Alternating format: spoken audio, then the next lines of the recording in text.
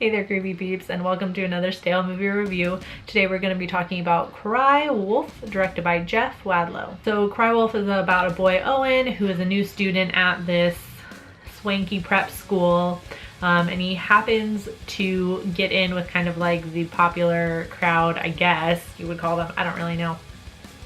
And they like to mess with each other and be assholes, so they all decide following a recent killing in the town that their school is in, decide to create a serial killer persona around this killing, to scare the other students into thinking there is a serial killer in the town or on campus or something like that. And then Owen starts to believe that the serial killer they created has kind of come to life, or the real killer got their email that they sent around somehow and is angry and is coming to pick them off. So this is a kind of early 2000s slasher. It came out in 2005. And it kind of, I feel like it kind of gets lumped in there with like Scream and Urban Legend, because it's like it's like a slasher with a meta theme almost, kind of, but not really. It is a slasher, so it already is a little bit fun for me to watch. I'll kind of get into what I don't like about that in a second, but I like that it kind of follows in the footsteps of Scream and Urban Legend. I feel like it was kind of trying to like emulate what Urban Legend did a little bit, with kind of like the boy who cried wolf theme, like, even though that's not really like an urban legend per se, but you could kind of like lump it in that category, you know what I mean? That's kind of like it's like a fable, a story that you tell.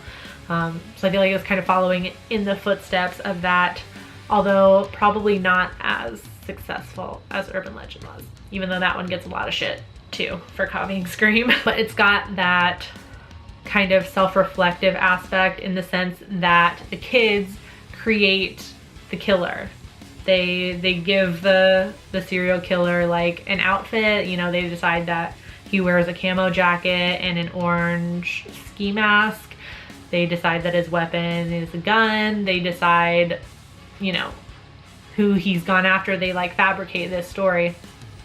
So it's kind of got that like meta slasher in a sense that the kids have created this murderer, as opposed to like, you know, just a random masked figure or something like that. What I didn't like about Cry Wolf is that while it is a like lumped in with the slasher movies, there's not really a high body count. In fact,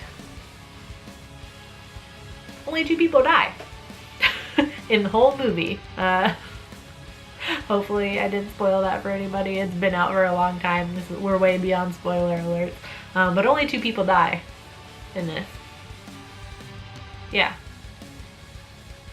only 2 people die. So there's not a high real body count, which kind of leads me into my next dislike about this movie, is that the plot is way too complicated.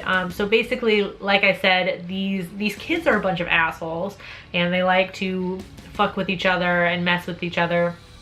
So everything that happens to poor Owen is basically a trick by at least one of the people in the group, who of course all know what the serial killer is supposed to look like, so they all take turns like trying to scare him. So we have these scary moments that we think is the real killer, and then we come to find out later that it was somebody trying to scare somebody else. And it's so ridiculous. And we have kind of like, a couple of endings in this movie. We have the one like Owen gets attacked the first time, and then we find out that it was a trick, and everything kind of settles down again. And then things start happening, and then Owen confronts everybody, and then, you know, everybody finds out that everything that Owen has experienced up until this point has been fake. It's been one of the group trying to scare Owen or somebody else. So like we have a reveal that there's been no killer this whole time. And then it gets even more complicated with the redhead, what's her face, Dodger, when we find out that she's fabricated all of it just to kill the teacher, John Bon Jovi, that she's been sleeping with. Yes, John Bon Jovi is in this movie. And it was all this huge batshit crazy ruse to scare Owen so bad into thinking that Bon Jovi is the killer so that he shoots him for her because he was sleeping with the girl that got murdered at the beginning of the movie. Which she killed. Yeah, it's so complicated that every time I've gone back to watch this movie, I always forget parts of it because it's just so complicated, and I'm always like, oh yeah, this is all fake. So I feel I feel like the rewatch value is kind of diminished because of that, because it's so complicated. I tend to forget details about it, as opposed to, you know, unless you like immediately went back and watched it right after you finished it the first time.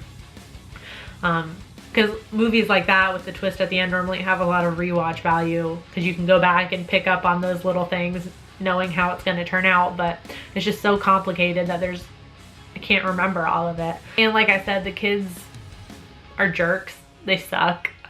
There's no likable characters in my opinion. Even Owen, he's kind of a jackass at some points. The one I find most interesting is Dodger. I kind of wish the movie would have followed her because she is obviously crazy. Anybody who comes up with a scheme that elaborate and that involved just to trick somebody into killing somebody for you so that she can in no way get in trouble is genius and crazy. And I would have really liked to be inside her head more instead of Owen's. He was kind of just a bland character. So should you watch it? Nah, I'm gonna go ahead and say no. It's not.